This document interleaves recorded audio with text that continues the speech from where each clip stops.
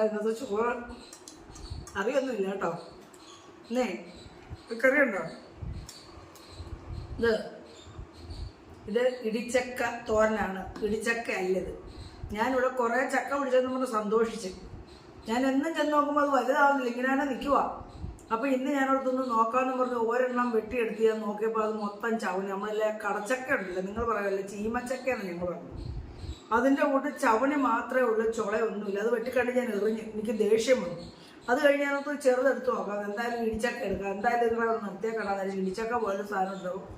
അത് കുഴപ്പമില്ല, അതിനകത്തും ചുളയൊന്നും ഇല്ല. എന്നെ പറ്റിച്ച്. വീട്ടിലുള്ളവർ പറയും ഞാൻ ഈ കൊത്തച്ചക്ക പറിച്ചിട്ടങ്ങ് വേവിക്കും, അതിനകത്ത് ചുളയില്ല, മൂക്കാത്ത ചവണയാണ്. അപ്പോൾ ഇത് ഇടിച്ചക്ക പോലെ അങ്ങ് തോരൻ വെച്ചപ്പം ചക്ക എങ്ങനെ ആയാലും എനിക്കിഷ്ടമാണ് കേട്ടോ, ഭയങ്കര ഇഷ്ടം. അപ്പോൾ ഇതാവാമെന്ന് വിചാരിച്ചു ഇന്നത്തെ കറി. വേറെ ഒന്നും വെച്ചില്ല ഞാൻ. ഇതെനിക്ക് ഭയങ്കര ഇഷ്ടമാണ്. ഒന്നാമത് ചക്ക ഭയങ്കര ഇഷ്ടമാണ്. ഞാൻ എന്തെങ്കിലും നോക്കും, ഇത് വലുതാവാതെ ഇങ്ങനെ നിൽക്കുമോ. അപ്പോൾ ഇതെല്ലാം പറ്റിച്ചിരിക്കുമല്ലോ, ഒന്നും ചുളയൊന്നും ഇല്ല. അപ്പോൾ ഞാനങ്ങ് ഭയങ്കരമായിട്ട് അഹങ്കരിച്ച് എനിക്ക് ഒത്തിരി ചക്ക പിടിച്ചെന്ന് പറഞ്ഞ് കാണിക്കുകയും ചെയ്തു എല്ലാവരും. അപ്പോൾ നല്ല കൊച്ചുവത്തി കേട്ടോ, കണ്ടേ.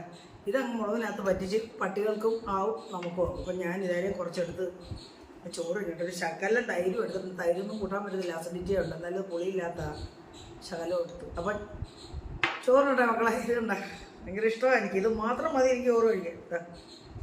അതേ കൊണ്ടൊന്ന് കാണിക്കാമെന്ന് വിചാരിച്ചു. എന്നെ ചതിച്ചത്, പ്ലാവ് ചതിച്ചത്.